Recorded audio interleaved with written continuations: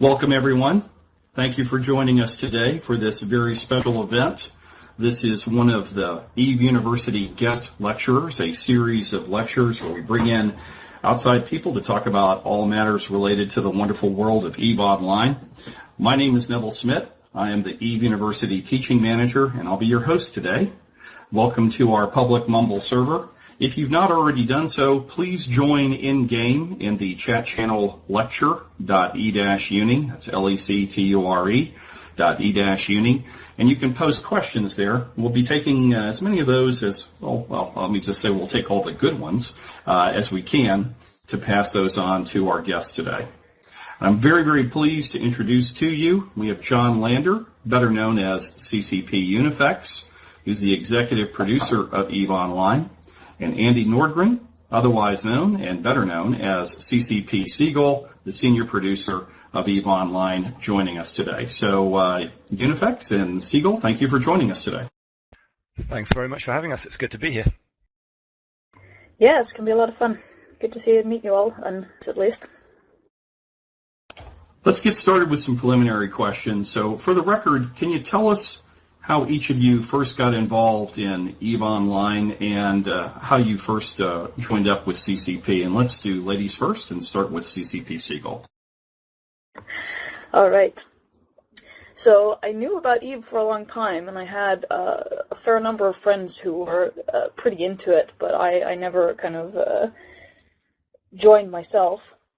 And then my real entry point into CCP was actually meeting a bunch of people who worked there, and they were really awesome people, and started telling me that I was a CCPer. I just get pretty much. But it was also based on the fact that Eve, although it's an online version, it's very, very similar to things that I've been doing with role-playing games. It's a very ambitious attempt to create a world that people can act in that has different rules than our everyday life. And so Eve was always super appealing to me for those reasons, even though I didn't come in as a hardcore player myself. And John, how did you become aware of Eve Online and get involved with CCP? I'm just thinking back now, it was a while ago. So 2005, a guy I was working with came into the office and threw down a copy of the UK PC Gamer onto my desk and said, "You keep on banging on about that Elite game from years back. You should check out this game that's in here." And it was the PC Gamer article that included the whole Guiding Hand Social Club story from back then. So I took a look at that article when I should have been working, and immediately started downloading the client, and was a subscriber by the end of that day. So I sort of basically started playing the game back in 2005, played it an awful lot. I probably did lots and lots and lots of different things in the game. Yeah, I mean, you name it, probably been there and done it, apart from excessive mining. And then in 2008, got a little bit bored with what I was currently doing. So I thought, you know what? These guys have made a game which is so completely different and compelling.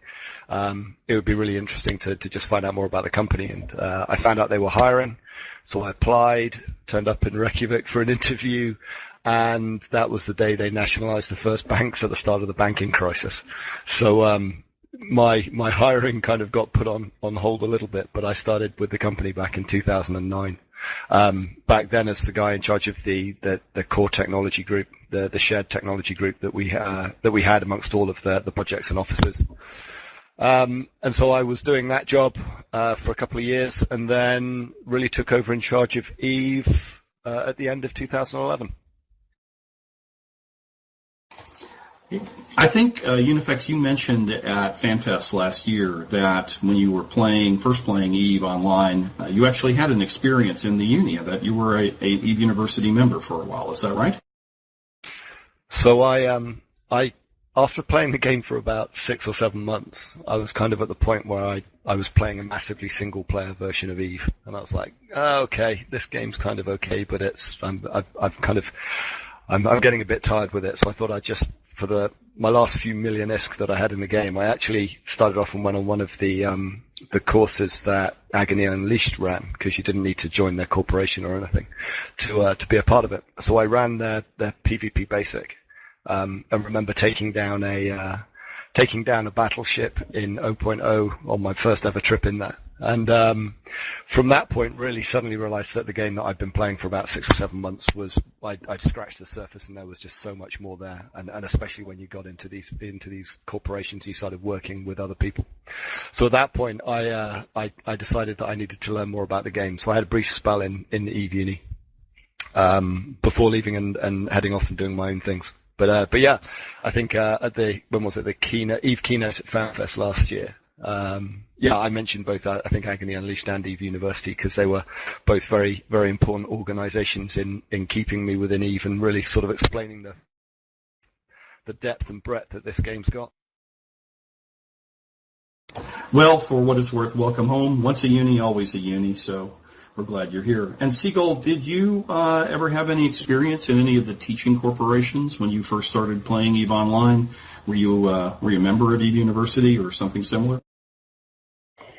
No, I never took the full step of becoming a member, mostly because when I started playing EVE a bit more, I was already on the inside of CCP, and as you know, it has some complexities if you want to play the game fully. It's like, oh, you're a woman in Iceland and you play EVE. So it requires more hiding, you might say.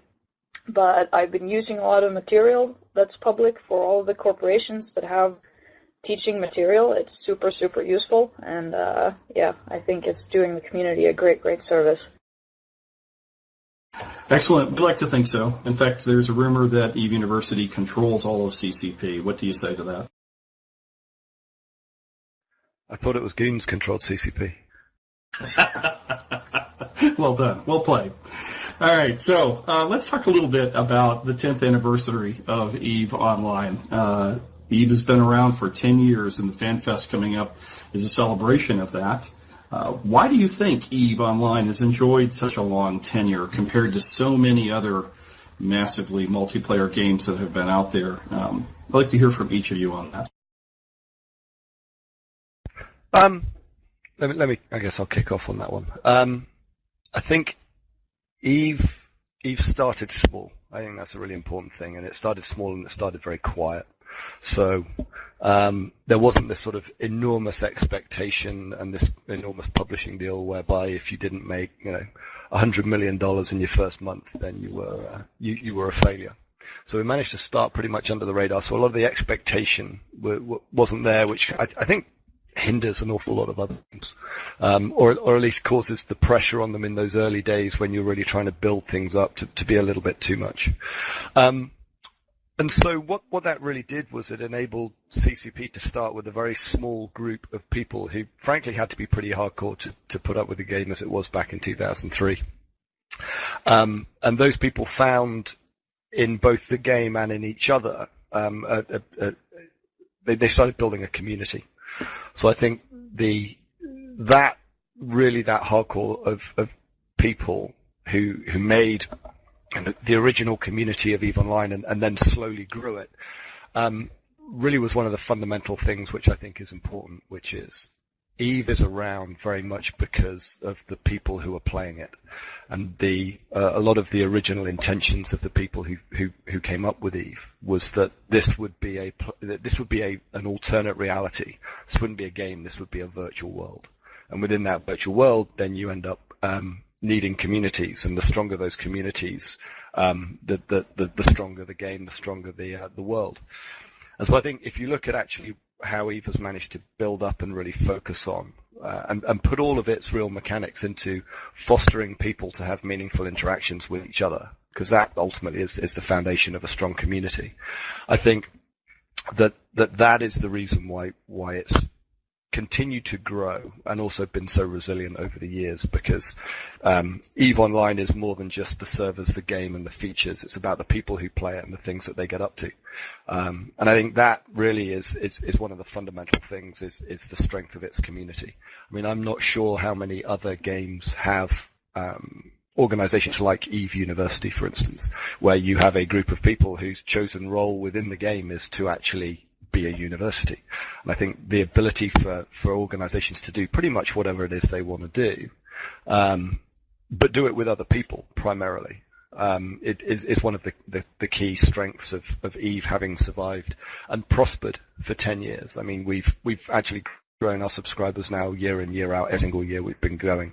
And that trend is continuing, despite a few hiccups along the way, but we've still managed to grow it year in, year out.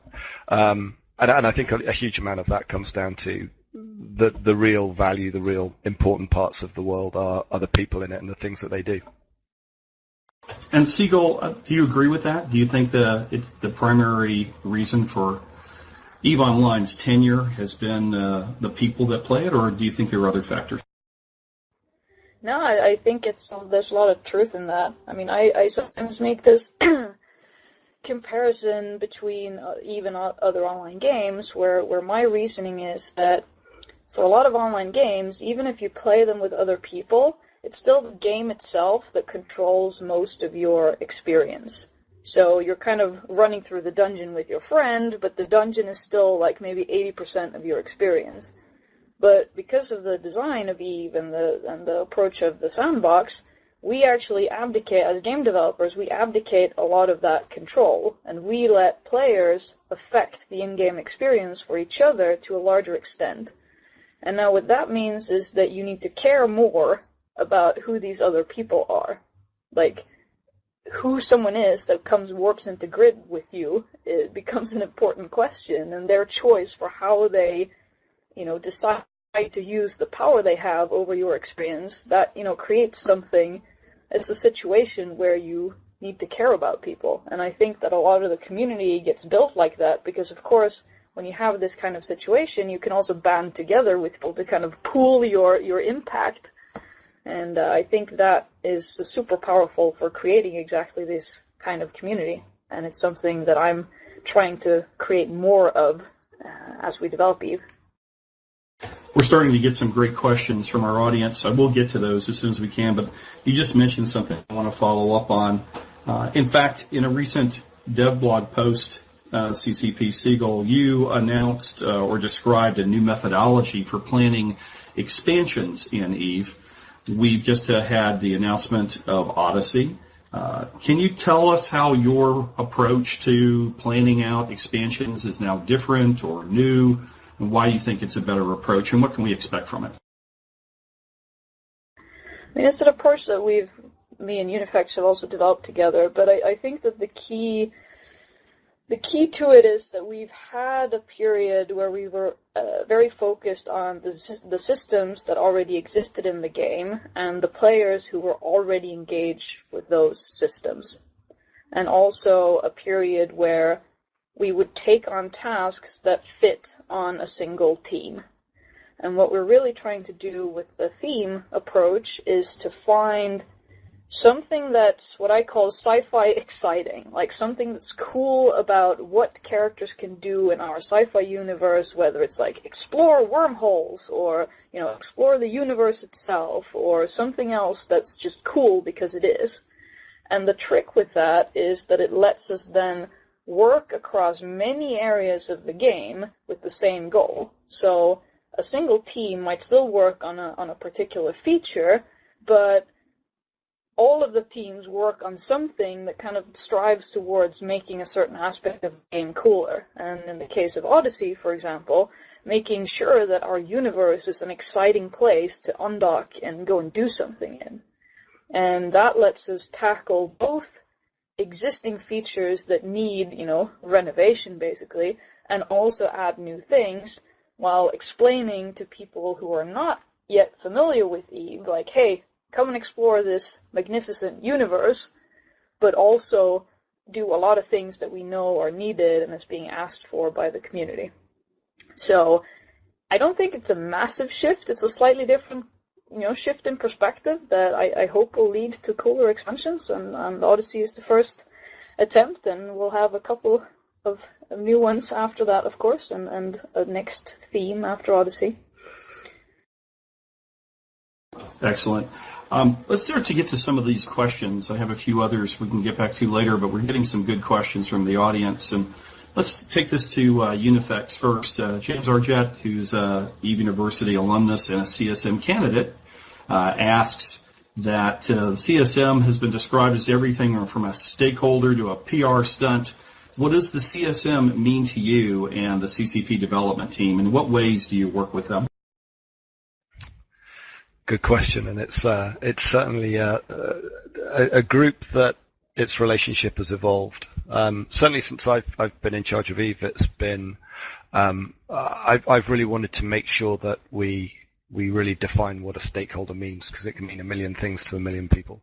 But I think that the CSM is a group of players who genuinely need to represent a very broad segment, a very broad set of views from our players. And I need that CSM group to actually come in and work with us to give us some of that breadth of viewpoint, and also to give us, some very deep sort of personal experience in how we can improve things. I think in the last year we've done a number of trials with having the CSM have input into the planning process, into the sort of release planning, the overall what is it we're looking at doing. We've given them the results of sprint demos, which sort of in its first iteration didn't work very well, but we then did a lot of learning from that, and we went back and we tweaked what we were doing so that a team which were working on a particular feature, their results of what they've been working on every 2 weeks, as well as going to the internal stakeholders within CCP, was also going back to the CSM for feedback. And I think it's just very important that we get a different set of views on the things that we're doing. So I very much try to bring the CSM both. I think the CSM has always been taken seriously by CCP, but I think it's been very, very difficult for us internally to just really be able to onboard some of the feedback when we have so much internal feedback going on anyway. But I think we've found better ways to incorporate that. We've spent about 15 months now really sort of overhauling our own development processes and the way that we empower the teams, empower various people, and also take on the feedback. And so that's enabled us to really bring the CSM in a little bit closer. There's a problem in that the CSM aren't working in Reykjavik in the same office as us on a day-by-day basis, so it's a bit trickier to be able to be quite as agile as we'd like to be with it. But I think, certainly with the last CSM, I think they've had a big input into the things that we've been doing. I know that the team here are now in a place where they'd be glad to get that input, and I think last CSM Summit we actually had to cut some of the sessions that developers were reaching out to the CSM to have. So I think it's constantly evolving. I've personally spoken with 3 CSM groups now, and just the people, the personalities and the experiences on them make them all very different. So it's going to be very interesting to see what the next CSM is, who's on it, how it wants to work, how it wants to engage.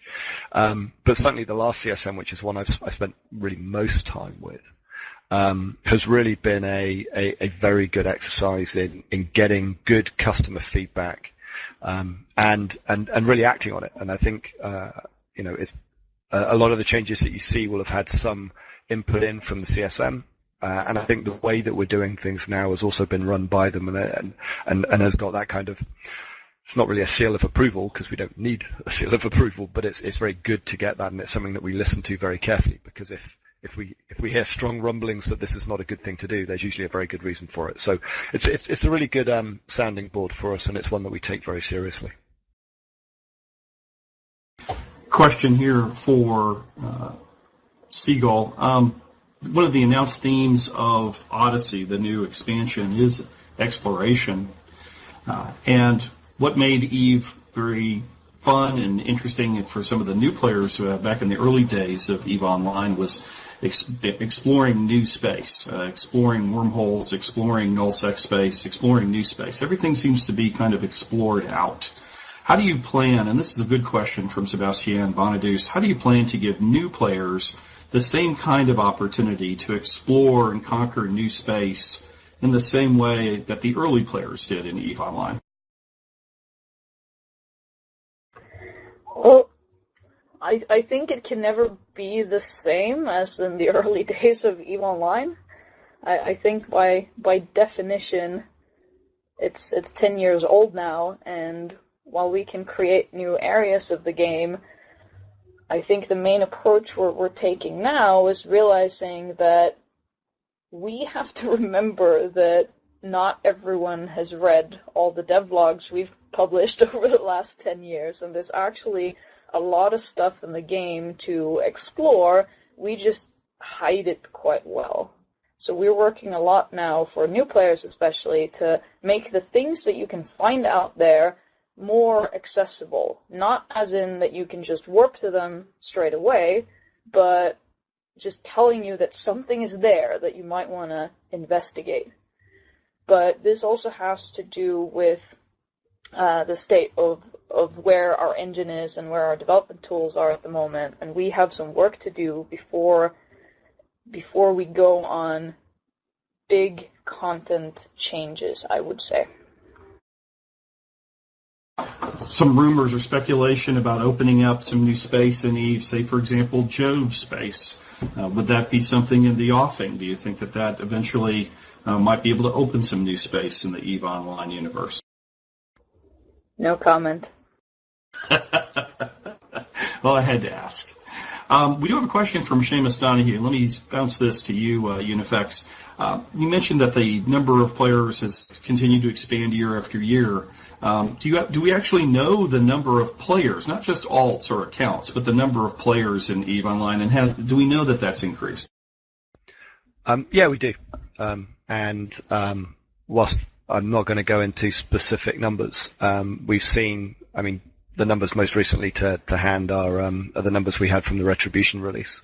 And we saw a big increase in overall subscribers, and a key and significant part of that was brand new players coming into the game. So yeah, we are seeing, we're seeing increasing engagement from our veteran players, and we're also seeing new players coming in. And I think a part of that is we at CCP are learning to talk to our existing customers, but to new ones as well. If you actually go back and you look at some of the trailers that we've done in the past, Dominion is a great example of this, the Dominion trailer. The Dominion trailer on one level is great. It's lots of fighting and lots of lasers and all sorts going off. But if you're actually not an EVE player, if you come into this completely fresh, it means almost nothing to you. It's okay, it's spaceships flying around. Okay, that looks cool, or maybe it does or it doesn't. And I think one of the things that we're trying to do now, and we're certainly getting better, and certainly Retribution was proof of this, was we're being able to tell the story of what it is we're giving to players in expansions, without you having to have a degree in EVE Online. Retribution, for instance, there was an awful lot of things in Retribution, and I know that, a lot of our veteran players, me included, go through the patch notes, and we go through it with a fine-tooth comb, and we just sort of go through all of these bits and pieces, and we get our EVE nerd on, and we go through everything. But with Retribution, we also spoke about bounty hunting, and bounty hunting as a concept. If you marry it with sci-fi, if you've ever seen any sci-fi movies, you know what a bounty hunter is. You've got an idea in your head of what it is, and even though our implementation of what that is probably isn't the same as you would get in a Star Wars or whatever, the general idea is there, and people can relate to that. It's a very easy thing to understand, and so people are able to get a hook on that, and they say, hey, yeah, I will give that game a go. They give that game a go, and then our real challenge at that point is, how do we manage to explain enough of the game soon enough so that they're actually engaged to continue to play it. But it certainly worked with Retribution. We saw a big increase in both new and existing players, old players who were coming back to the game. I have to ask the following question because it's being asked by my boss, the Director of Education for EVE University, Marfian Usu, and he wants to know, and I'm going to send this to you, Seagull. When will he be able to put ponies on his spaceships? Yeah, that's actually a secret key feature of Odyssey. So you just stay tuned for some FanFest announcements. Joke.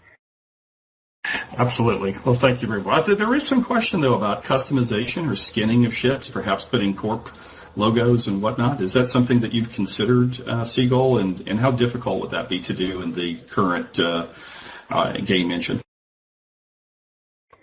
I mean, that's, as an idea, we're also super excited by that, and it's something we're thinking a lot about when and how we could do. That's all I can say at this point. Sylvanium Olahard asks about an article I've read recently. I don't know if you've seen this on the Matani.com, but an article by Svetlana Scarlett about integrating some of the politics, some of the backstory of Eve, especially in HiSec and Empire Space, and weaving it into the game mechanics more tightly. Right now, it's just kind of background radiation. We've seen some of the things you've been doing lately with live events. Is that the way that you intend to weave more of the backstory of Eve into gaming events, or do you see some other ways that you might integrate that more closely? And let's send that to you to Seagull first. I mean, we're looking all across now on how we can make sure that the Eve universe is a really interesting place to be. So, live events, like working with the backstory and so on. The only thing we're careful about is to not replace stories and actions that players should take with stories and actions that NPCs take, right?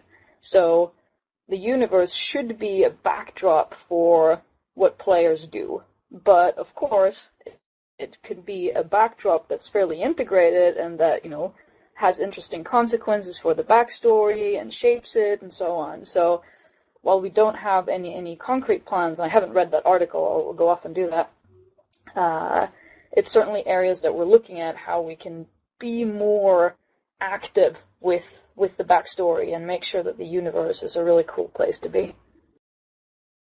It is a very good article, full of interesting ideas. Do encourage you to look at that. To you, Unifex, what features in Eve do you think have been under-iterated, have not been addressed?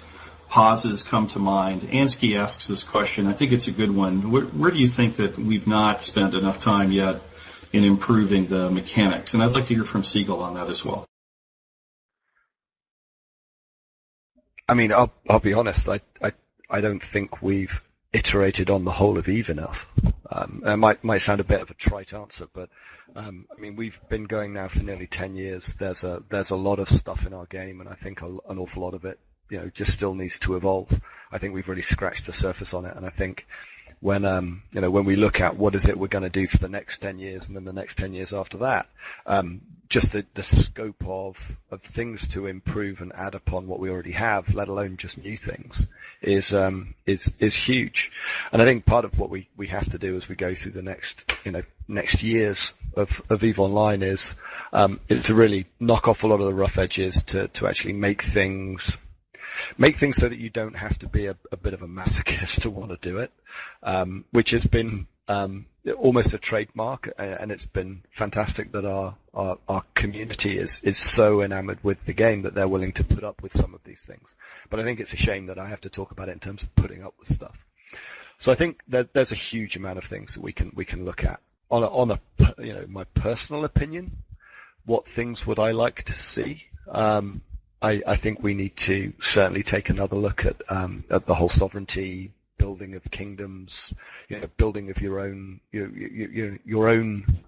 little plot of land that you own that you can do what you want with. And I think the ability to build, the ability to really drive and create your own little corner of the world.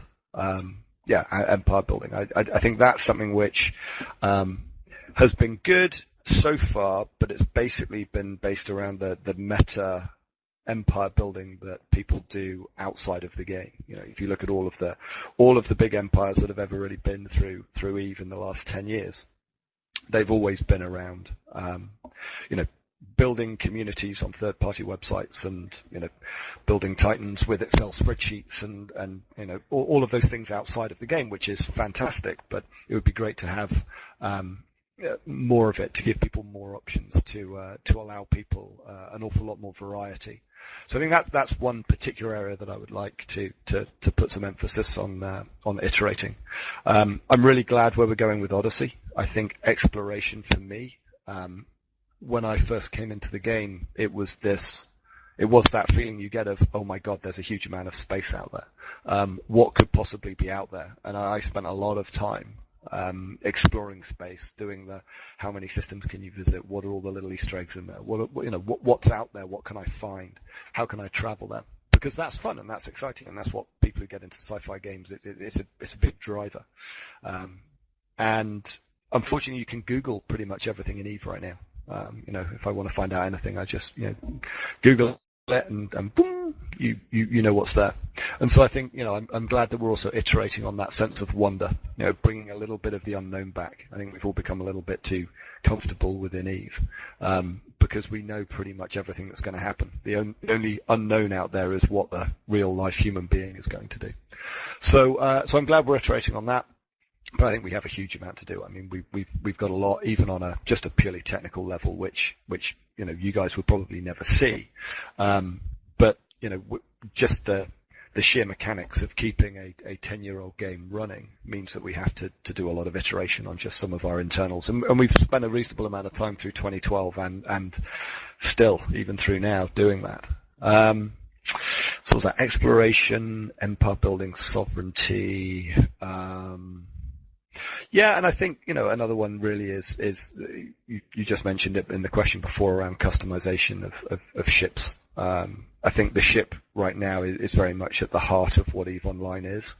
And I think it'd be great to allow people a lot of opportunities to customize them, to create almost like their own variant in some way. I mean, those sorts of things I think are very interesting to me, because it really strikes to the heart of what is at EVE Online, which is the spaceships and the people who fly them. So yeah, off the top of my head, I would guess those three are things which I think could certainly do with it. And there's 1,000,001 smaller things. I know I'm seeing Pos just flying up in a number of things in the chat channel. Yeah, I mean, for Pos you can read many other things, and we've got to get around to attacking them all. And then one, just because I know Keldum's on here and I spoke to him about it at the CSM, but and Seagull, Seagull will be a better person to really talk about this. I think our ability to enable third parties, players and groups, to actually access the game through an API that's read-write. So there's been a lot of talk about Crest. Keldum and I had some interesting conversations around the Corp management interface and all of that. And it was interesting on the CSM when we had the conversation and we couldn't actually get anybody in a major alliance to agree on how it should be done, because everybody wanted to do it differently. So I think giving people the opportunity to build their own tools, which can not just read from the API, but write to it as well, I think that just makes people's life easier, and also prevents us from sort of putting a straitjacket on people saying this is how you must run your corporation, because I think that would be a very bad thing for us to do. And we've put a huge amount of work and effort into getting the Crest framework up and ready. And Seagull has been actually the driving force behind that, so is a good person to talk about it, just so that people can really do things the way that they want to do them. So that's another area which means we'll have to stop iterating on those things, because players can do it exactly the way that they want to. Seagull, let's build on that same question. Where we think we need to iterate more on EVE Online. I think we heard Unifex mention sovereignty, exploration, corporate interface, specifically Crest. Talk to us a little bit more about the corporate interface and Crest and where you're going with that, and also what other aspects of EVE Online would you like to see further iteration on? I mean, I've been calling out specifically the people that I call enablers and instigators, and I think that the work those roles do are in areas of the game where we have a lot of work to do, and so to just quickly do a definition of those roles, an instigator is someone who kind of takes the takes the opportunities that we give people for large-scale impact and kind of recruits people to join their cause, whether it's running a big alliance or just, a large mining corporation or whatever it is that people set out to do. And enabler is a person or a behavior where you make a lot of logistics run to make something like that possible. And so we've had some history of saying, oh, but these interfaces are used by so few people, so we can leave them alone for longer. and I think that's the wrong approach. But it's also I think some part of the explanation why systems like exactly corporation management, corporation roles, for example, are not in a good state. And that's something that I really want us to fix, both using Crest, so that we can just give you APIs. And I mean, a lot of the larger groups have capabilities to write their own member management systems and so on. It's just that now you have to do a lot of manual work to kind of take any results of membership management you do outside the game to bring any consequences of that into the game. It's almost, I guess not impossible, but it's tedious. And so we can help a lot there by taking these management tasks like setting up roles or whatever, and, membership management and so on, and exposing it through Crest. But, of course, not everyone is running that large of a group. And that's the other side that I want to work on, is make it easier to run group efforts on a smaller scale. That it's possible for people who don't have the capacity to run a massive out-of-game operation to bring people together and do cool stuff. Then I also think that, the content that we have in the game, the sites, the things that you can find out there in the universe, like Unifex said a while back, a lot of it is very charted, and I think there's a lot of stuff we can do there to make the encounters you have in space with stuff that is not necessarily with other players much more interesting.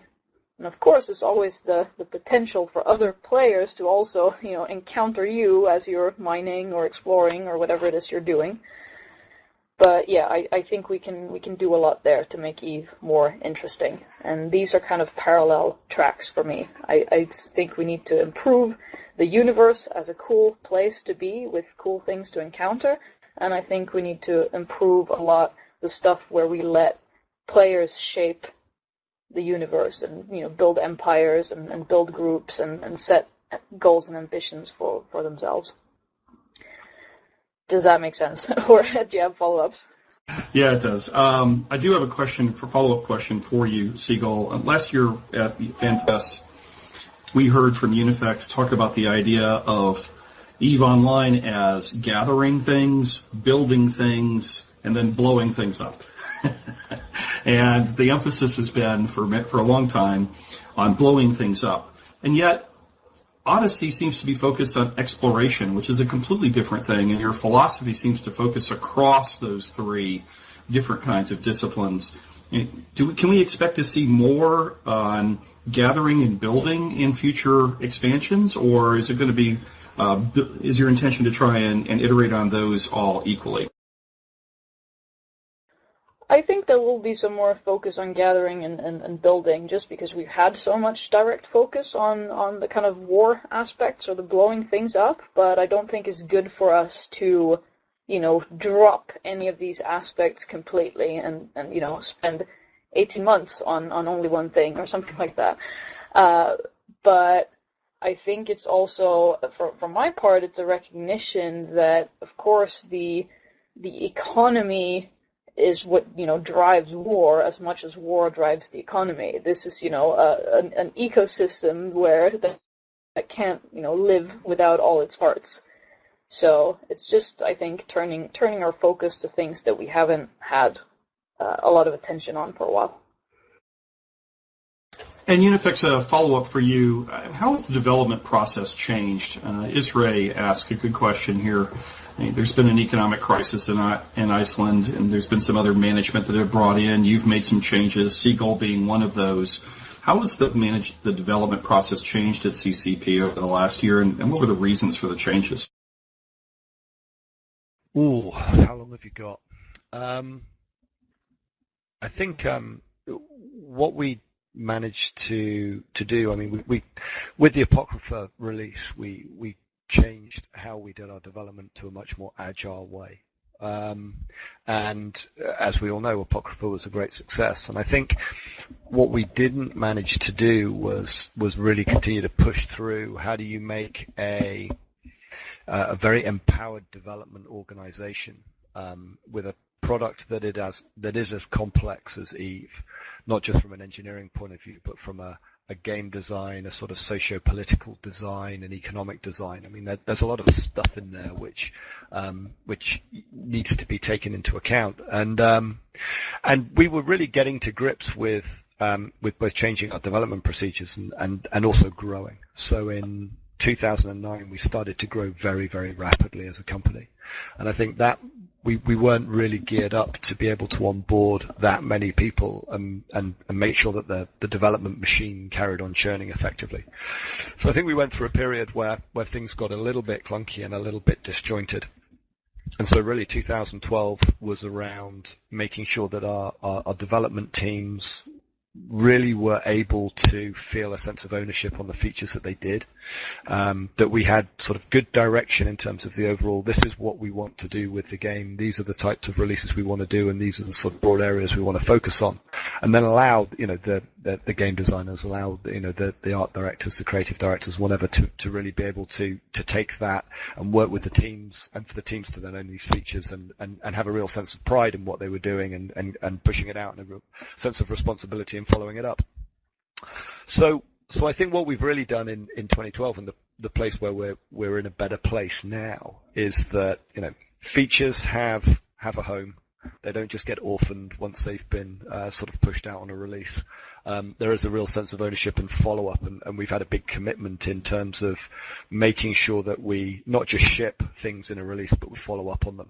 I think factional warfare, the changes that we made through 2012 is a good example of this. I still think we can do even better with this kind of idea, but, we made some changes to factional warfare in the first release. We followed it up. We had more things in a point release and then more in subsequent releases. So I think the areas we've looked at, we've managed to get a really good sort of development feel behind it, and the guys and girls on the development team have done really amazing things from what was the end of a tricky 2011 through to where we are now. So I think in terms of the development process, really was just about, really, we call it Scrum, but when you end up saying, oh well, it's kind of like Scrum what we're doing, but. And you kind of make all of these excuses, and we've kind of tried to get away from that and move ourselves to a better sort of Scrum, Agile, Kanban sort of way of doing things. Still a long way to go on really, you've got to constantly keep it going. But I think the development team are also very much aware now of what it is they're trying to achieve, why they're being asked to head in a certain direction, and now they're very proud about the things that they're doing and very happy to be driving that through in a much more efficient and way where we can actually say, yeah, we know that these things are actually aimed at particular player demographics or player groups, or we're trying to achieve this, and so I think that's got a lot better. I think just the final thing to just tag on to that is our use of metrics has massively improved. So we've got new systems in place which enable us to actually track an awful lot of things that go on in Eve now, what people are doing with features, how they're using them, what they want to do with them, whether a feature is a success or whether people have stopped using it more or less, so that we can then iterate on it. And I think being guided by your metrics is a really good thing, and we haven't had enough good metrics for a long time at CCP, and that's changed now. But on the other hand, I think it's very important that we never get directed by metrics. We shouldn't be making decisions and trying to make cool games and a cool world and fun things to do, just to make a number go up or down. It's a lot more complex than that, but being guided by a better appreciation of cause and effect of the things that we build has really led us to be able to look at features and say, okay, we made this change, that didn't work so well, let's change it. Okay, now it's doing better. So that injection of the of metrics has also been a huge help for the development team. By the way, for our audience, there's so many questions. I know we're horribly backlogged here. There's no way we're going to be able to get to all of your questions, and I apologize for that. So I'm exercising some, editing discretion, and I apologize if I alienate anybody. But try to get to as many of these as we can. To you, Seagull, we heard Unifex talk a little bit earlier about the importance of iterating on sovereignty.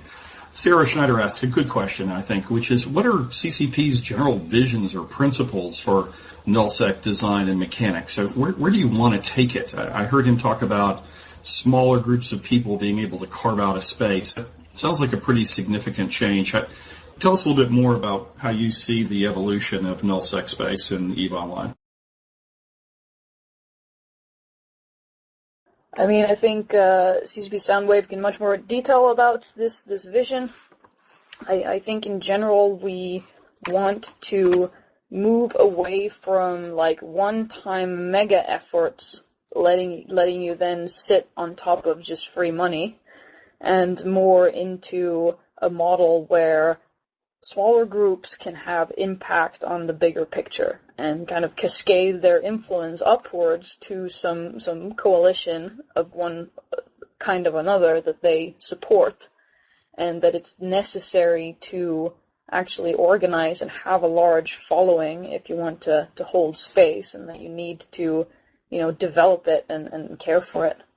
And also thinking in a direction that if you go in and wage war on someone and try to take over their space, you should have more options than just, destroying it and, maybe taking things over and so on. So, we're having a lot of discussions about how to do this, but we're certainly moving away from any kind of, narrow focused, how do we fix nullsec kind of discussions or looking at that as one system. I think it's an interesting 0-0 space comes from, the sum of that whole engine of creation functioning. That some areas are more interesting to hold than others, that there's interesting stuff to do there. It's the whole ecosystem, and so I think we'll gradually fix it by fixing a lot of other things. And yeah, just one thing on that. I would love to see smaller groups have more things to do. I would like size groups to have more things to do.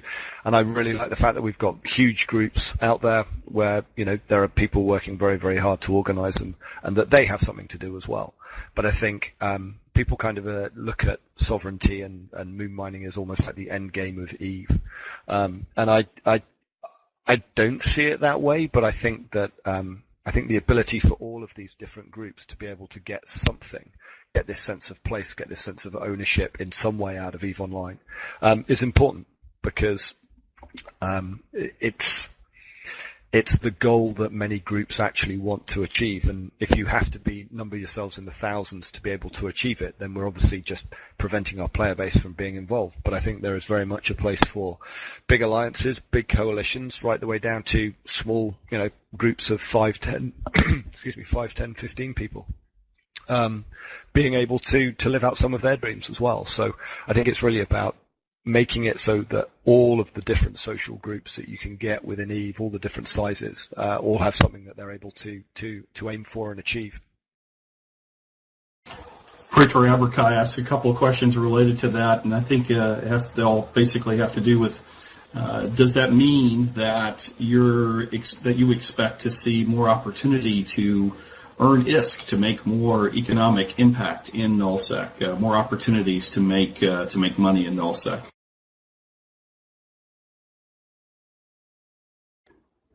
I think it's on a design level that I don't really want to speak to, because in the way we're developing things now, it's really trying to find this boundary where we can set high-level goals for what we want to do with EVE, and then make sure that the actual implementation of how we achieve those goals are in the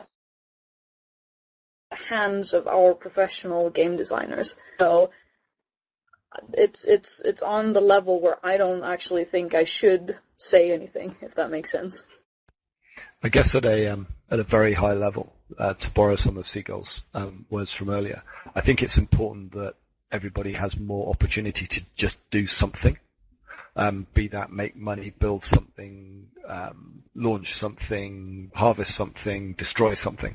I think it's important that we continue to add to the richness of things that people can do, because the more different things that you enable people to do in the world, the more different combinations of weird things that will start happening, and that's when you really get some of this emergent gameplay that we see from EVE Online.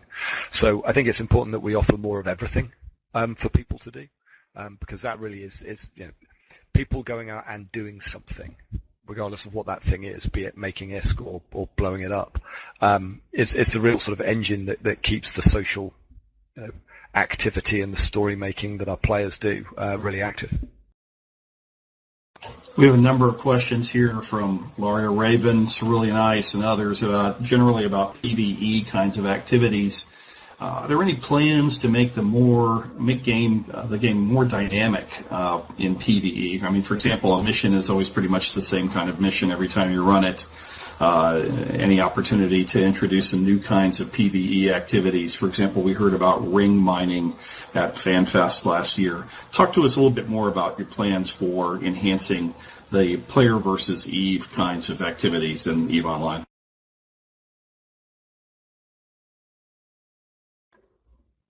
So this is the area where we have for introducing the pet feature. No, I'm kidding.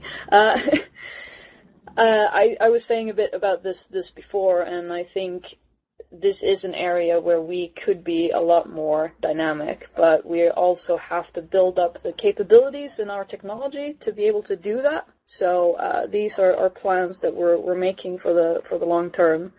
And that's pretty much the level that I can talk about this at the moment. But I would generally agree with the statement that we're not very dynamic at the moment, and I think that's not good.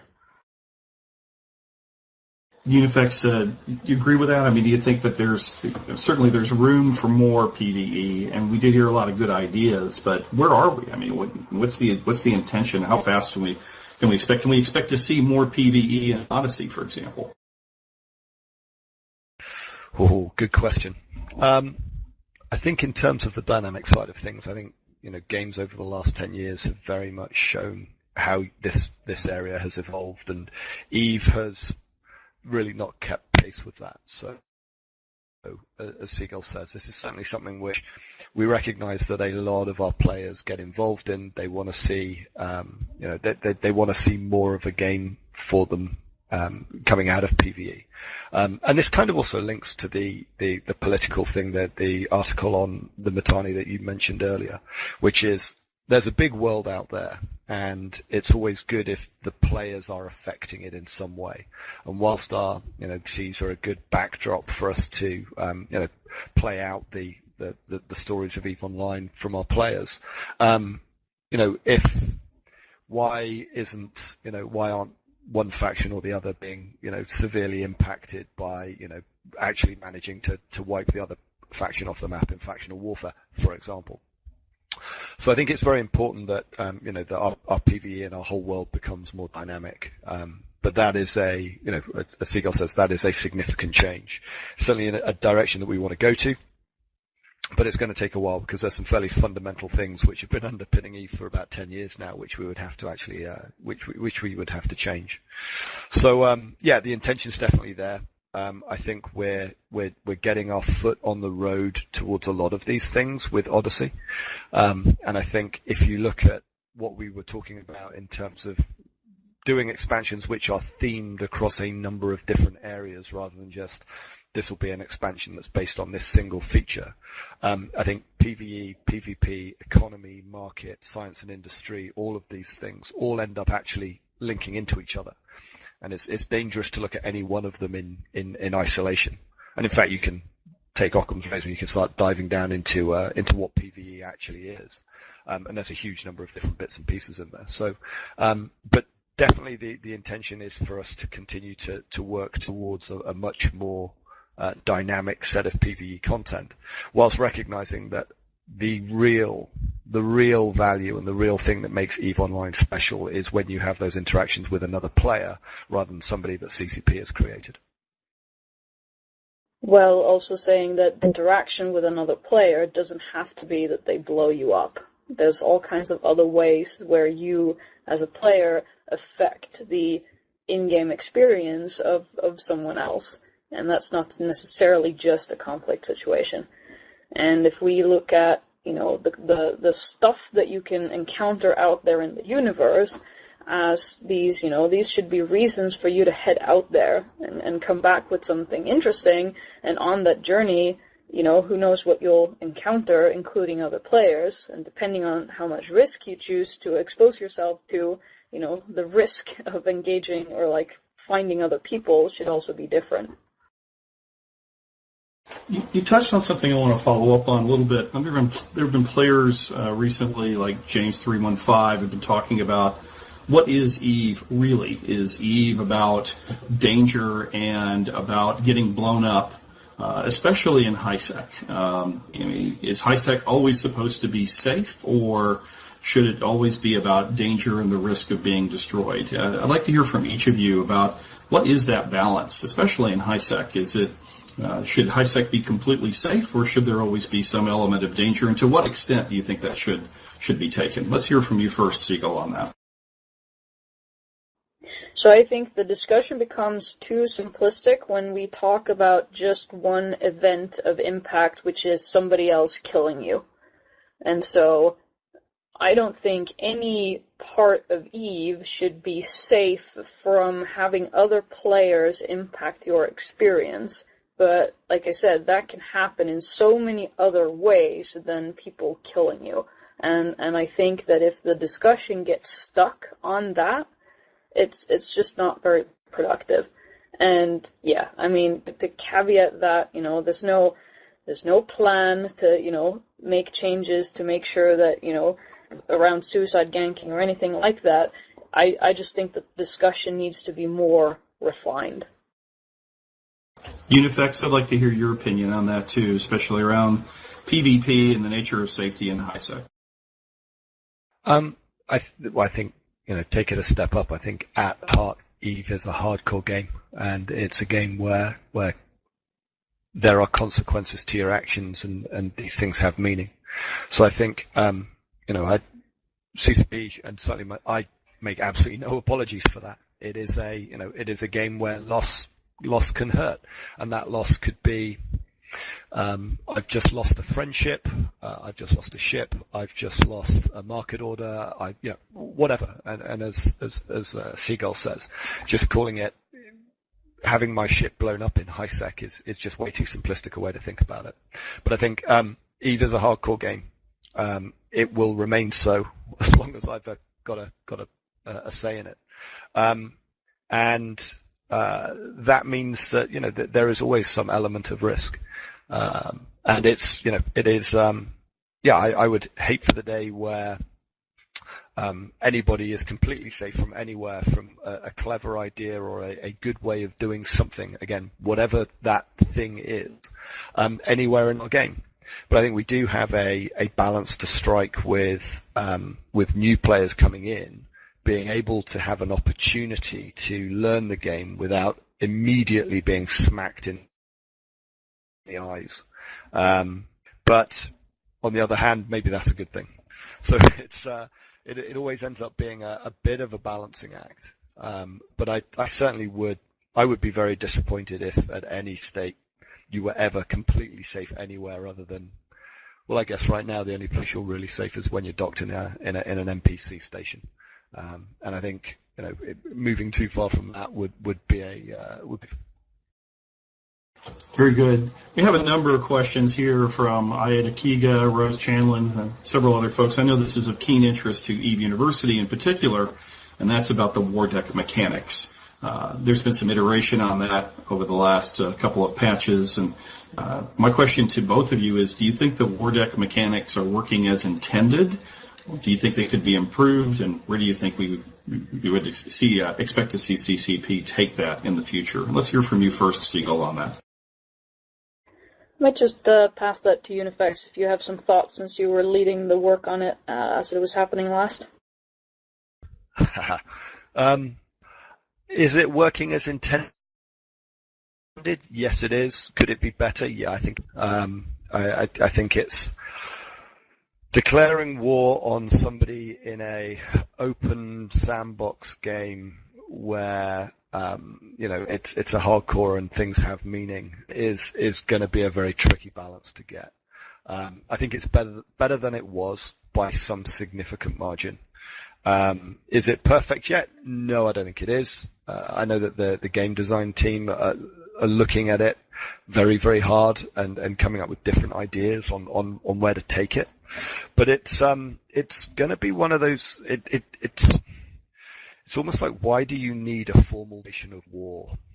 The reason for it is so that you can do things around high security space and low sec and because of aggression mechanics. I think there's I'm sure there is a better way of doing it. I think the way that we're doing it right now is a good way given the overall state and situation that the game mechanics are in. But is there a better way to do it? Yeah, probably. But it's not going to be easy because there are so many different things that this takes into account. And this is one of those very nice problems you have when working at CCP, which is this game is so big now and it is so complex and everything is so interconnected, and that's one of its huge strengths. That's one of the things which makes it so appealing. But when you actually look at some of these fairly fundamental mechanics, or certainly very impactful mechanics, getting it so it's right in every single situation is tricky. So do I have any specifics on what it's going to be, which I'm sure everybody wants to hear about? No, I don't, because we're certainly just continuing to look at the how it's playing out. We're continuing to look at the metrics that we've got on how many people, corporations, and alliances are actually involved and in mutual, or not even mutual, but in sort of formal war declarations. How those wars are planning out, what's actually happening with them. And ultimately, I think the question for me is, what are people trying to achieve through going to war with somebody else? And what's the best way to enable them to do interesting things? That's a question which is still evolving, I think, and certainly the answers to it are. Yeah, I think I would add to that I think in any big evolutions in how the Vortex system works would have to come at the same time that we're looking into sovereignty and other aspects of nullsec.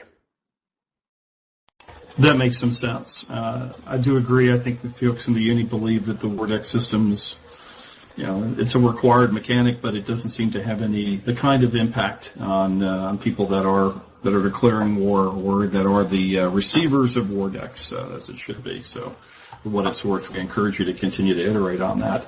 We have a number of questions here about the user interface, and we have seen some drafts of some very slick-looking UI kinds of improvements at FanFest in the past.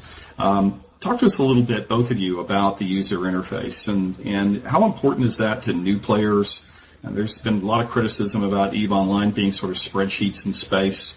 How much do you expect to see the user interface continue to be iterated and improved over the next few years? Quite a lot, I would say. I mean, it's one of the areas where we have, dedicated a fair amount of resources to continuously working on this. But the approach we're taking is very much around having some people look at core systems and how we represent them, and then see what we can improve there, such as the work that, the Pony Express team have done around the targeting and brackets and so on. But we're also thinking a lot about it as we're creating new features to see if we can take certain things that are currently very much in spreadsheet format and start, creating more engaging user interface for it. We also have a number of really good UI designers who are constantly thinking about how we can improve this and making designs for more intuitive controls. So we have a lot of thinking around how you navigate your ship in this release, for example, where we're trying to, of course, keep this balance of how to make this more intuitive for new players, for example, without, of course, upsetting the balance for all the stuff that people have learned and how they fight in EVE, for example. So it's an interesting balance. There's a lot of stuff that's so integrated in how people use the game, like the overview, for example, that it's, any changes are going to have to be pretty gradual, but it's something that we take pretty seriously and put a fair amount of effort into, because we think it's a big blocker for new players as well, that a lot of stuff is hidden.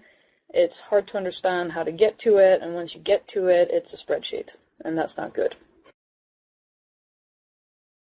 Yeah, and I think really just the only thing I'll add to that is we're trying to get away from giving data to our players, and we're trying to give them meaningful information, because that meaningful information then is much easier to represent in a graphical form rather than in a table of figures. And I think you'll see an increasing drive towards those sorts of things where we're actually able to represent a lot of this data in graphical form so that it becomes a much more interesting and, as Seagull says, intuitive way of actually interacting with the game. Because, we want EVE to... The fact that you have to have a tutorial for EVE is just one of those troubling things. I would much rather that we took the leaf out of a lot of games, certainly that you see in certainly on tablet devices now, where you're able to be led through the game by the graphics and by visual cues rather than having to read text and follow a set path. So I think there's a lot of things we can do around presenting sort of synthesized data as information in a graphical way, which will make EVE an awful lot. Pie charts. I'm not sure we really want to go pie charting, but certainly, better ways of representing visual things so that it's just an easier, you want to click on something. When you click on something, it does what you expect it to do. If you actually go through EVE right now and you click on an awful lot of buttons or things, it actually does something which is quite unusual. If you try and sort of forget about, hey, we've all played EVE for a long time, or some of us have, and you just instinctively know, if I click this, then that happens. But a lot of it is actually very unintuitive. If you're in your, very simple one, if you're in your hangar and you just double click on the big doors to go out to space, your cargo hold pops up. That's really, really weird. Now, a lot of people are happy with it, because that's how they've learned the game, and that's how they've sort of they've got themselves sort of indoctrinated into it, and many people would probably be up in arms if we removed that. But it's just one of those things which an awful lot of people, just when they first come into the game, they double click and say, I want to go outside. They double click and their cargo bay pops up instead of they've got to navigate down to the bottom left and hit the undock button. It's just things like that. We need to spend, as Seagull has said, we are spending a lot of decent time actually working through all these things. But it's not an easy problem, especially when you see the reaction that many of our players have when they're used to something and they really don't like change. So. I do have a personal pet peeve I need to ask you about related to the user interface. And as a drone boat pilot, can we expect to see any improvements? Say, for example, a launching keybind to launch the drones, or changes or improvements in the drone interface at least. Can we expect to see that sometime soon? Let me ask that to you, Unifex, first, and then... I can't promise when, but I've just written it down because it's something that irritates me as well. So yeah, I'm sure it's already on the backlog somewhere, but I'll go and have a look. It is indeed on a backlog somewhere. It's one of the things that's a candidate for going on our roadmap. So yeah, I don't know when we'll get to it, but the team, the design team and the development team, it's very aware of the suckage of this at the moment. I enjoy that classification of it. Okay, thank you. Good question. My good friend Braku asked about walking in stations. Of course, Incarna was initially about this, and it seems that we've not heard much about that. Has that effort been abandoned, or are those development resources now allocated to World of Darkness and Dust? When can we expect to see further development, or has it been abandoned related to walking in stations? Let's hear first from Seagull on that, and then back to Unifex. It's part of what we're looking at the future of right at this moment. I think Unifex can maybe say some more things about it. Yeah, I think that avatars definitely have a place within our universe. I think the way we go about doing it in 2011 and before, was that the right way to do it? No, I think we learned some good lessons from that. And actually the people who were working on that haven't gone to other projects. They're just working on spaceships now. They're working on the core of EVE again, and have been now since 2011. So, and I think this is one of the things, which is what is the best way for us to go about adding what is almost another game into EVE. EVE just with spaceships is a big, significant amount of work, which keeps a lot of people gainfully employed. The minute that you put avatars in there, it's a whole other game. And we need to be very careful the way that we build up to do that, so that we don't, again, take away from continuing to develop what is at the core, the spaceship game of EVE. But we definitely want to find a way to do that, and we're looking at a lot of different options, both within EVE Online and across the company. We had a team last year working through a number of prototyping options, in terms of what actually would you be able to do with an avatar-based game in EVE. One of the things which is, walking around, showing each other your clothes, even if you can show them off to a load of other people, still to me isn't something that's particularly inspiring. But those guys actually did a number of really, really good prototypes, and I think they showed some of the early ones at FanFest. So it's well worth going back. If I can't remember if they're on our YouTube stream or not, but take a look at them, because they actually showed that the concept of a pod pilot walking around, being able to actually do things, actually has some really interesting possibilities. So we've play tested some of those out. For me, it's really a case about the technical implementation and building, a new game engine, building this avatar walking around piece. We know through through long, hard experience that it is not an easy thing to do. But it's something which I want us to do. It's certainly something which we have on our roadmap. Do I have dates? No, but I think it just makes sense that we'll be able to get those into the game at some point. Very good. Seagull, we've had a number of questions here about, from Orwin Darsha and some others about, are there any firm plans to allow more offline interaction within the game? I think that relates a little bit to Crest, but is it the intention open up the game to more offline interaction, more third-party apps to be able to do more things in EVE, and less reliance on the client? What's your intention or direction or expectations there? I mean, the direction there is that we do want to do that. I mean, I just have to qualify, offline, when we're in downtime, no. Then the game cluster is offline and nothing can act on its state. But just outside the client, absolutely. And I think that the layer we're really working with is for you as a player. There's a lot of things like convenience stuff that doesn't really impact the state of the universe, because that's the stuff that we really have to protect and be quite careful with from, for example, a botting perspective. So market bots would be a huge problem, and if there are certain areas of the game where if you can do too much without the client, we run into automation chains that, would be super dangerous for the game. But there's a ton of stuff that you should be able to do, which has to do with managing your own stuff, potentially managing the stuff for your corporation, members, and so on. All these kind of things, it's my goal that you should be able to do them from wherever you want, both through some interface that we might build as part of EveGate or whatever, or through third-party applications, because we can hand out some of these APIs. So that's absolutely the direction I want us to go in.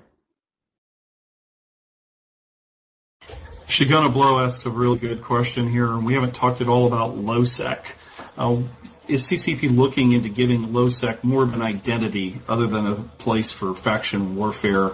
Do you have any plans to give living there some kind of real value? It used to be the domain of pirates, but that seems to have faded over time. So, Unifex, what do you think about LowSec, and what can be done to give that area more of an identity in EVE?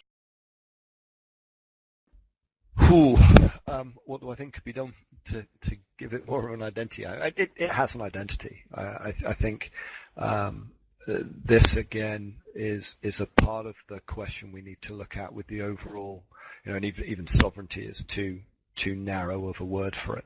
But I think we need to recognize there are a lot of different types of groups who want to do a lot of different types of things. If you really think about LowSec and the things that actually define it, what are we talking about there? We're talking about sex status, we're talking about gate guns, we're talking about, empire owned, you're talking about a certain type of rat, you're talking about a certain type of ore and whatever. So when you actually look at what is LowSec, what people want to do there versus in nullsec and the abilities between, I think it has to be looked at as part of a much bigger, broader set of questions. I've done pirating out of nullsec. I don't know why lowsec needs to just be the home of pirates. I would love it to be the home of all sorts of people all trying to do interesting things. I would like it to be a place where peaceful people were encouraged to go and do things because there was more reason to go and do them there.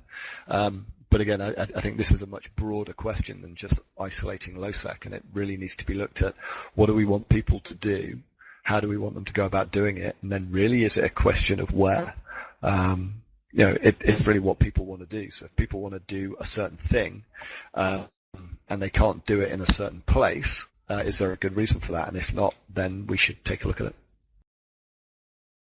Seagull, I'm hearing a constant theme here from both you and Unifex, which is the looking at how different aspects of Eve affect each other as a system, as opposed to doing very targeted kinds of iterations or fixes.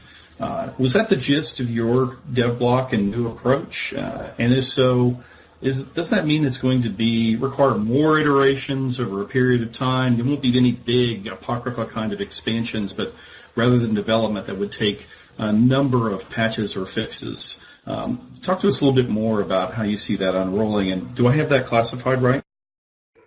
I don't think there's a direct opposition between the broader approach and making significant changes to Eve. But, yes, it's definitely a move away from just looking at individual systems that already exist and say, in isolation, how can we have this systems? And it turns out that often then you put yourself in a very, very small box because of the interconnected nature of Eve. If you're trying to kind of, make a system good and you can just look at that system, you're extremely restricted. And so the theme approach is really giving us the possibility to look at all the parts that are interconnected and try and make changes across all of them. And I do agree that will lead to longer development cycles to get to the eventual end goal. But the big challenge for us now is to find, how can we, ship releases that are still exciting in their own right, even if they don't take us to our ultimate end goal. The ultimate end goal might be achieved, 3 releases down, but the first release still has to be cool and awesome, So that's what we're working a lot with now, how to roadmap for that. So looking at a broad, the broad picture of how you can do certain things in Eve, whether it's owning space, for example, or, customizing things and feeling like you can build something of your own. I believe if we were trying to improve that situation by just looking at a single system, it would just be, pretty contrived. And yeah, just one thing to add from me, which is, I loved the Apocrypha release. It was actually the last release before I joined CCP. And Apocrypha wasn't about creating a system. It wasn't building a feature. Apocrypha was about bringing a whole lot of different things together. There wasn't a single new feature in there other than the ability to scan out a wormhole and some new systems.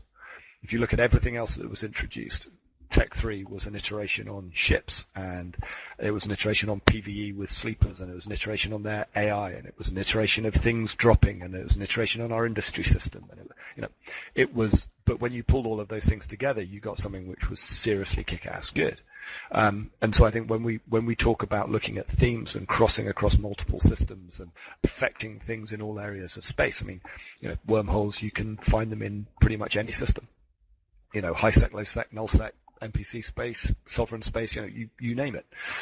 So I think what we're trying to look at, and I'm not saying we're doing, Apocrypha 2, but what we want to do when we look at our themes is we want to pull together a number of very complementary things, iterate on them, add to them, introduce new ones. It's looking right the way across that piece. And by doing those things, it enables you to actually pull together something which can really capture the imagination, and it's hugely interesting to play, and also has enough separate little pieces that you, the players, can actually combine them in an almost infinite number of ways of doing it.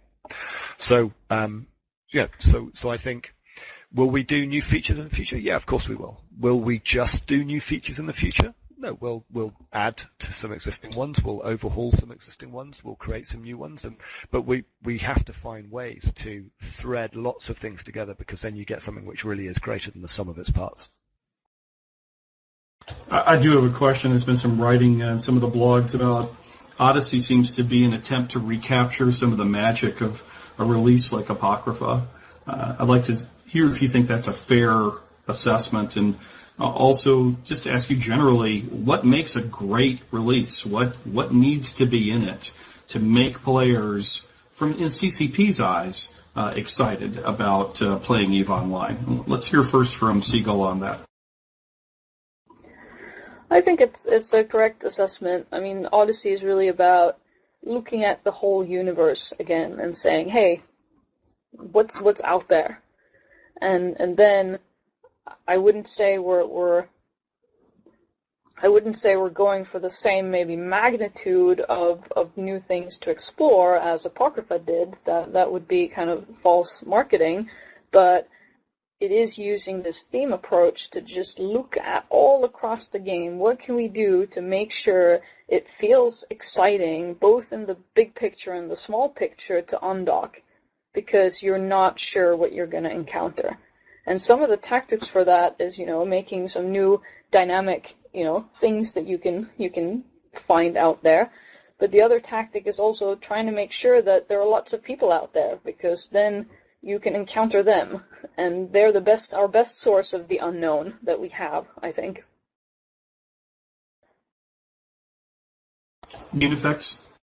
Yeah, I wouldn't say we're trying to capture the sort of the feeling of Apocrypha. I think what we're trying to capture is the feeling behind Apocrypha, which was all of a sudden there was a lot of stuff that people didn't know anything about, and you had to go out there and explore and find it, and then you had to set up home in it, or traverse through it, or just randomly go through and gank people through it. So but what we are certainly trying to do is get back that feeling that all of a sudden in our world now, there are things that you don't know about. There are things for you to go out, explore, and encounter, either on your own or with other people. And other people will be encountering those things at the same time. And I think that is, that very much is what the feeling I got with Apocrypha, which was, all of a sudden my landscape had changed. I was unsure every time I went out there what was actually going to be there. And I think that's certainly the feeling we're trying to capture right now. I think one of the downsides that many people don't know about Apocrypha is that by doing it, we actually completely ignored huge amounts of technical underpinnings which were a problem for us. Even now, we find things which Apocrypha left behind in terms of the technology, which cause us issues today. And now the game is 10 years old, or will be on May 6th. It's really dangerous for us to leave, just to not pay any attention to just maintenance and refactoring and just bringing things up to, being fit for purpose in 2013. So, we're still doing some of that. We did a lot of that in 2012, and we're scoping it back now to a more much more and more of a maintenance level. But we had a lot of corrective surgery we had to do in 2012. But there will be lots of interesting things where all the people listening here today, you won't know what's going to be out there to a certain extent. Most things will stay the same, but there's still going to be that unknown edge right now, which I think will be very exciting for people. I had a number of questions from a few folks like Helgar Wrench and Aida Kiga about some of the technical aspects. I do want to touch on this very briefly. For example, at FanFest in 2011, there was an announcement about two-factor authentication to provide more security for login and make it harder for people to hack into accounts. We haven't heard anything more about that. I'd like to understand what the plans are. Downtime, a little bit earlier, Seagull, there was an stated intention at one time to try and eliminate downtime. So I'd like to hear from each of you on that. First, Unifex on the authentication and security issue, and then perhaps, Seagull, you can comment on the elimination of downtime as a possible direction. Yeah, two-factor authentication, I think it makes a lot of sense. It obviously makes things much more secure. I think the days of having a little additional thing on your keychain may be over. I use Google two-factor authentication a lot, and that just sits on my cell phone, or I get a little, there are many different ways to do these things. But I think it makes a huge amount of sense, especially with the amount of value and worth that people have within their accounts, just in terms of their characters and their stories and their things. A lot of the things that we've been putting in place over the last year will make it actually more straightforward for us to implement this now. We've got some really good single sign-on technologies. We've got a number of things which are now in place. Which should, I say should because you really don't want to ask me for technical estimations and design, but which should make this more of a straightforward thing to put in place. It's certainly something I would like to see as soon as we're able to fit it in. Seagull, any other comments about the technical direction of EVE Online in terms of elimination of downtime or other technical aspects? There's a slow, continuous project to look at all of the things that run in downtime and see what we can do about them. So that direction is still there, but it's going to be pretty slow moving. We don't have like an aggressive goal of like eliminating downtime before the end of the year or anything like that. But we are continuously looking at it, and we're certainly not putting more things into downtime. So it is a continuous project. I think in general on the technical direction of the project, it's the 10-year age of EVE Online just puts us in a situation where, from a product perspective, where I'm sitting now, prioritizing how we tackle technical debt is a huge part of how we move forward with what changes we make to EVE. Because we're in a situation where our technical situation hinders us from doing big things in certain areas until we have done cleanup jobs. A good example is how we went about changing the Crime Watch system, where we spent a whole release just refactoring and cleaning this area of the code because it had tentacles literally before we could make the changes that we wanted to it. And we're in this situation for many areas of the game, which is another reason it's so important for us now to get a long-term roadmap in place that lets us plan for exactly these kind of things. I'm hearing, EVE's been successful. You've had a 10-year history. FanFest is a celebration of that this year. But I'm also hearing that because of the legacy code and the age of EVE Online, underlying technical nature, that's actually preventing the iteration or improvement of certain features. For example, I know there's some planned short-term improvements to POSs, but they've all been very straightforward about the need to completely re-engineer POSs, and that now sounds like a major effort. How much are you finding that the legacy code in EVE Online is a preventer of innovation and adding to the game? I'd like to hear from Seagull on that first. It's just the situation we're in, and of course it stops us from moving as fast as we would like. Like, if we could ignore this technical landscape or just start from scratch on things, that, that would be fun, but it's just not the situation we're in. And it also means that when we have systems like POSes where they are, of course, deeply tied into a number of core gameplay areas, which also means that, it's not, we can't just throw them out and put something else in place that's nice and clean and shiny from a code perspective, but, does a tenth of what the existing system does in a nice and clean way. We can't work like that because then we destroy Eve. So it's a really tricky situation, but I also find it an interesting challenge, and I have a technical background, so I understand some of these issues quite well, and it's an interesting exercise to try and prioritize for this in the most clever way that lets us move forward with the changes to Eve that we want to make without kind of getting stuck in the wrong kinds of technical dead ends. I'm really glad we've got these issues, because it means we've got a seriously good, amazing, very complex game that's 10 years old. I've just come back from Game Developers Conference in San Francisco, and there are people out there who would die for our problems. They would absolutely love to have the issues that we have with a game of this good, with a player base this committed. They would absolutely love it. And so I think, this really is just one of those almost unique problems in gaming where, we are in a wonderful position where we have this as something that we have to consider. It means that we have to spend some time doing it. But I think certainly one of the things that Seagull said was we could ignore it. But because we want this game to continue just getting better and better over the next 12 months, next 5 years, next 10 years, next 20 years, this is just something we're going to have to deal with. And I think that's a good thing. I'm glad that we're dealing with it.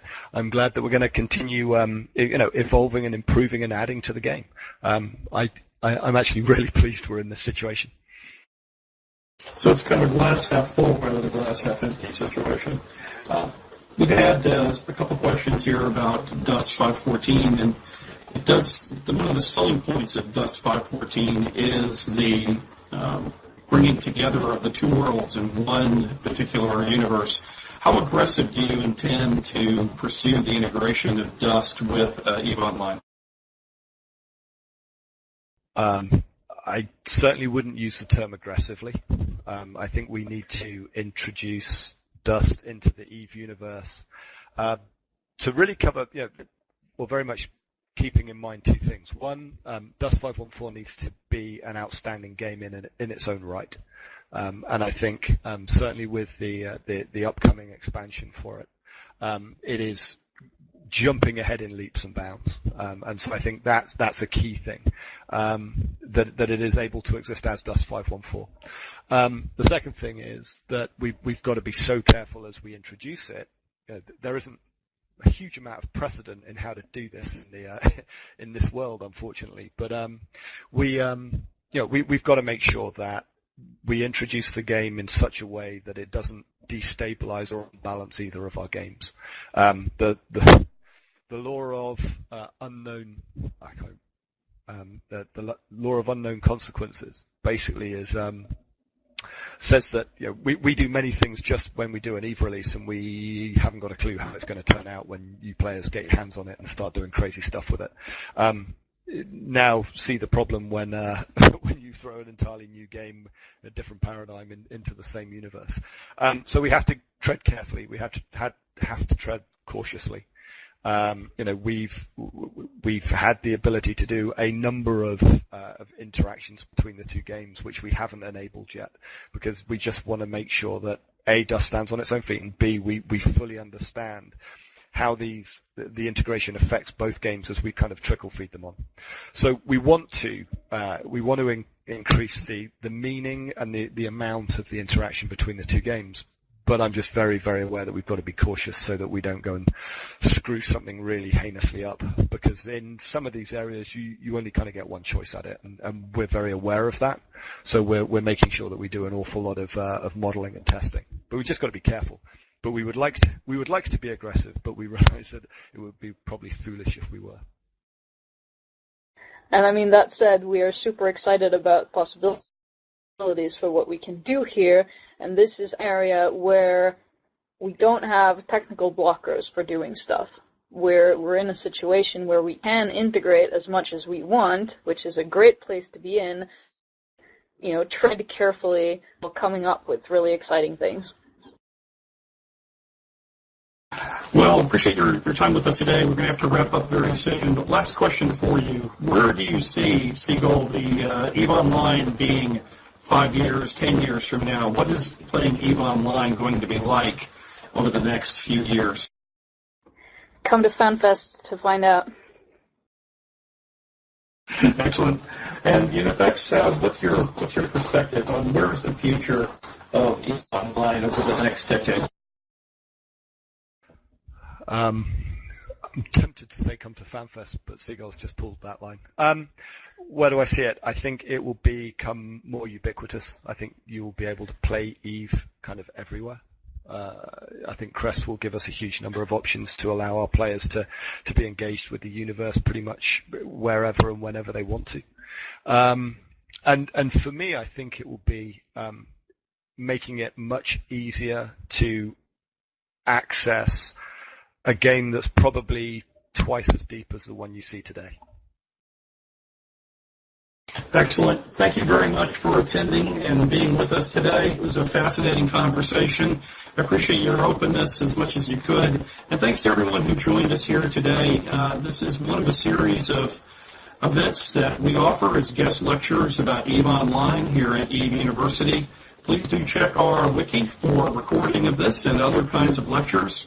CCP Unifex, CCP Seagull, thank you again for attending and joining us today. Neville, thank you very much, and thanks to everyone who tuned in to listen. It's great just talking and answering the questions of the players who mean a hell of a lot to us. So thank you. Yeah, thank you very much, all. It's been fun. Thank you, folks. And for those who have requested, I will now say the word exterminate. Thanks again, everyone.